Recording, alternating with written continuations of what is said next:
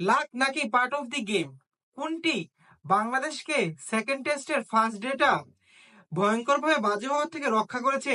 চলুন তাই নিয়ে আজকে আলোচনা করি। আজকে বাংলাদেশ সময় রাত 9টায় খেলা শুরু হবার কথা থাকলেও বৃষ্টির কারণে জামাইকার সাবিনা পার্ক স্টেডিয়ামে খেলা শুরু হয়েছে বাংলাদেশ সময় রাত 2টায়। এবং তার আগে টস জিতে বাংলাদেশ ব্যাটিং এর সিদ্ধান্ত নেয়। ব্যাটিং এর সিদ্ধান্তটি যে খুবই সাহসীভাবে নিয়েছে মেহেদী হাসান মিরাজ, তা তো বলাই বাহুল্য। বিকজ অফ এরকম ওভারকাস্ট কন্ডিশনে পরে যদি সূর্য উঠেও গিয়েছে, কিন্তু প্রথমে তো বৃষ্টির কারণে খেলাটা 2টা সেশন বন্ধ ছিল।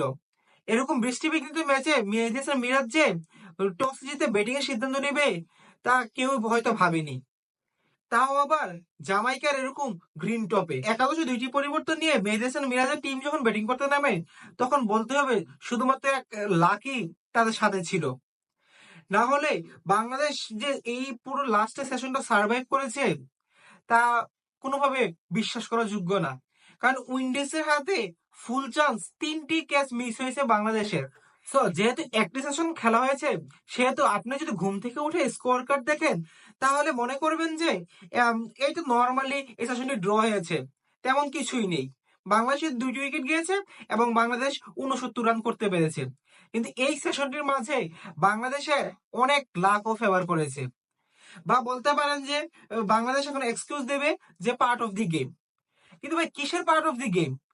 উইন্ডিজের শার্প চান্স মিস করেছে 3টি, এবং বাংলাদেশি ব্যাটাররা কতটুকু পরিমাণ স্ট্রাগল করেছে ক্যামার রোজ, আলজারি জোসেফ, শ্যামার জোসেফের সামনে, তা যারা খেলা দেখেছে শুধু তারাই বলতে পারবে।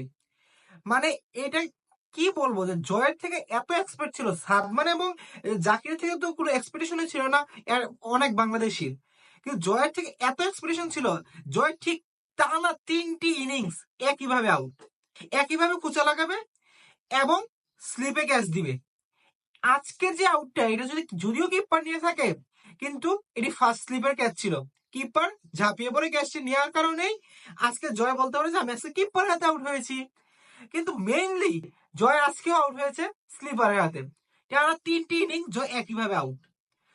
তো জয় যখন আউট হয়, তারপরে আমরা ভাবলাম যে মুমিনুল এবং সাদমানকে দিয়ে যদি এই সেশনটি শেষ করা যায়। কিন্তু কি আর বলবো, মুমিনুল নামলো, দেখলো এবং সে আউট হয়ে গেল একইভাবে ব্যাটের কানায় লেগে। সো মানে বাংলাদেশের প্লেয়াররা থেকে যখন অস্ট্রেলিয়ার খেলা দেখি, যখন ইন্ডিয়ার খেলা দেখি, যখন নিউজিল্যান্ডের খেলা দেখি, তখন মনে হয় আরে টেস্ট ম্যাচ কি না সুন্দর।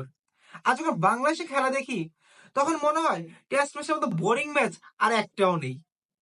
না সিরিয়াসলি, আপনি যখন খেলা দেখবেন তখন আপনারও সেম ফিল হবে।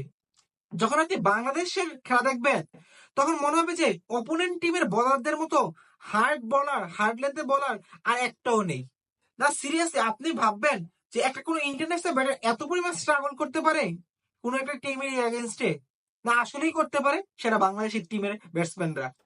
কেন যেন আমার মনে হচ্ছে যদি মুমিনুলের পরে সাদমান এতগুলো লাইফ না পেয়ে প্রথমে আউট হয়ে যেত, তাহলে আজকে আমি এখন ভিডিও বানানোর সময় বলতাম বাংলাদেশে 5 থেকে 6টি উইকেট নেই। কিন্তু একমাত্র লাক বা পার্ট অফ দ্য গেম বাংলাদেশের এই সেশনটি রক্ষা করেছে, বা সেশনটিকে বলতে গেলে ড্র করেছে, না উইন্ডিজের না বাংলাদেশের। সাদমান যতই লাইফ পাক, কিন্তু যখন আপনি 2 ম্যাচ পরেও এই ম্যাচটাকে চিন্তা করবেন, তখন ভাববেন যে সাদমান তো 50 করেছে। সো এটা প্রশংসনীয় যে সাদমান লাইফ পাওয়ার পরে তার ইনিংসটিকে ক্যারি করতে পেরেছে এবং সে একটি 50 দেখা পেয়েছে, হুইচ ইজ গুড কামব্যাক। এবং শাহাদাত দীপু যে 63 বলে 12 রান করে এখনো সার্ভাইভ করতেছে, তার জন্য সে ধন্যবাদ প্রাপ্য। তার সাথে সাথে সাদমানও ধন্যবাদ প্রাপ্ত, কারণ 17 থেকে 30 ওভার অব্দি বাংলাদেশ মাত্র করতে পারে 19 রান, কিন্তু সার্ভাইভার 19 রান। দিনটিকে কিভাবে শেষ করতে পারবে বাংলাদেশের ব্যাটসম্যানরা তাই ভাবতেছিল, এবং দিনটিকে খুব ভালোভাবে শেষ করতে পেরেছে। দ্যাটস ওয়াই বলতে পারতেছি বাংলাদেশের 69 রানে 2 উইকেট মাত্র। সেকেন্ড ডেতে বাংলাদেশ কি করবে তার সেকেন্ডের প্রথম 1 ঘন্টায় বলে দেওয়া যাবে।